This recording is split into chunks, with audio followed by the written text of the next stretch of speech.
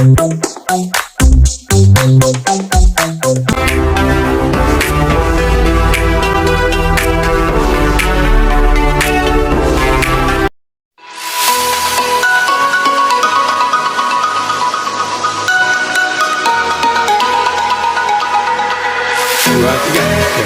warahmatullahi wabarakatuh. Saya atas nama Bahrum dari SMA PGRI Batimurung ingin mengajak teman-teman untuk mengenali stunting. Apa itu stunting? Mari kita dengarkan penjelasan berikut ini.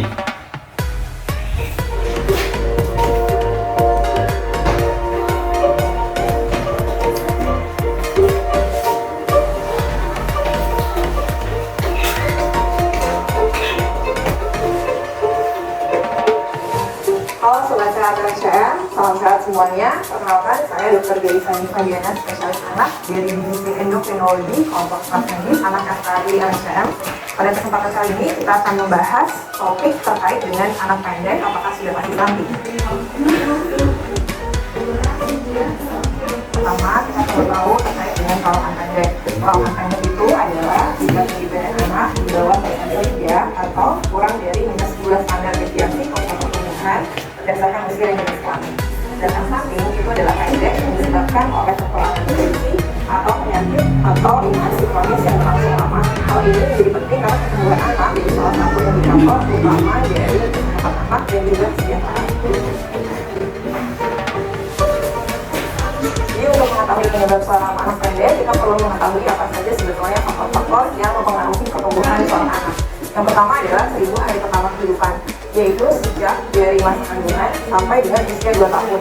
Dan 1000 hari pertama kehidupan ini adalah sangat penting untuk perkembangan dan tumbuh kembang sampai dewasa nanti. Untuk fase-fase pertumbuhan sendiri sebetulnya dibagi menjadi beberapa periode. Yang pertama adalah fase dalam kandungan, kemudian pada fase bayi, fase anak-anak, dan yang selanjutnya adalah fase pubertas atau fase remaja. Nah, masing-masing fase itu dipengaruhi oleh beberapa faktor. Yang pertama adalah faktor nutrisi, kemudian faktor genetik kedua orang tua, faktor hormonal, dan juga faktor lingkungan. Nah, contohnya untuk faktor nutrisi ini yang kita kenal dengan stunting. Jadi kalau misalnya ada kekurangan nutrisi, terutama pada periode 2 tahun pertama tadi, tinggi badannya akan terganggu. Selain itu juga akan menyebabkan gangguan dari fungsi kognitif. Terkait dengan faktor hormonal, maka ada beberapa hormon yang sangat berpengaruh pada pertumbuhan anak. Misalnya yang pertama adalah hormon tiroid. Kita mengenal ada suatu kelainan gangguan pertumbuhan karena kekurangan hormon tiroid atau hormon pertumbuhan. Jadi anaknya juga tampak pendek. Dan selanjutnya adalah hormon pubertas, yaitu pada laki-laki testosteron, sedangkan pada perempuan itu adalah hormon estrogen. Nah, ini semua akan menyebabkan terjadinya anak pendek. Namun belum tentu stunting ya. Kalau stunting tadi disebabkan oleh nutrisi atau infeksi yang berlangsung lama. Dampak buruknya adalah kalau misalnya stunting atau pertumbuhan yang terganggu karena masalah nutrisi, maka tidak hanya tinggi badannya saja yang akan dipengaruhi, tapi juga adalah faktor perkembangan dan nantinya indeks kecerdasan atau IQ-nya juga akan berkurang. Nah, ini tentu saja akan mempengaruhi rasa percaya diri, kemudian kualitas hidup di masa yang akan datang. Jadi untuk tanda yang pertama, tentu kita perlu mengetahui posisi tinggi badannya berdasarkan kurva pertumbuhannya.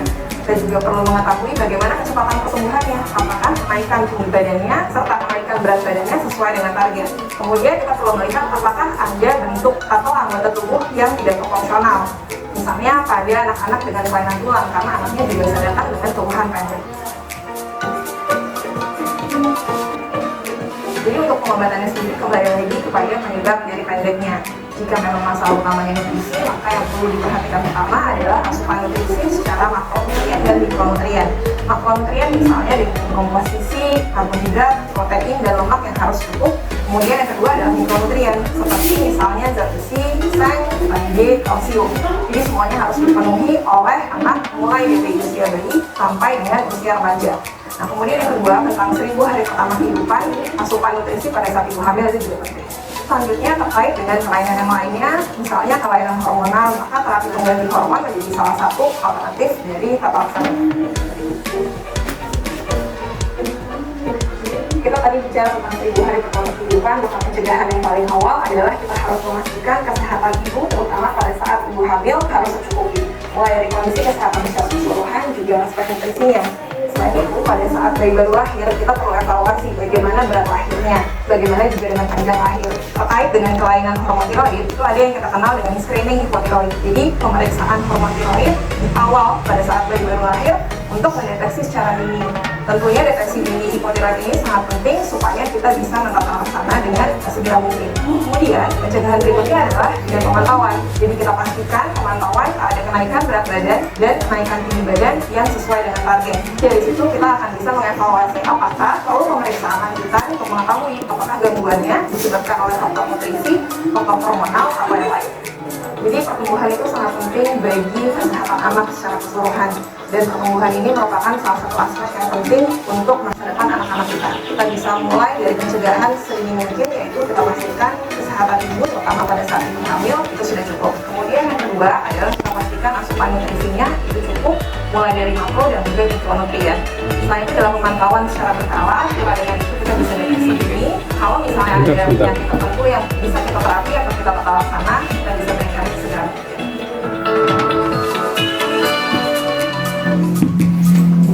Demikian teman-teman sedikit pengetahuan tentang stunting. Semoga di keluarga kita bebas dari stunting. Assalamualaikum warahmatullahi wabarakatuh.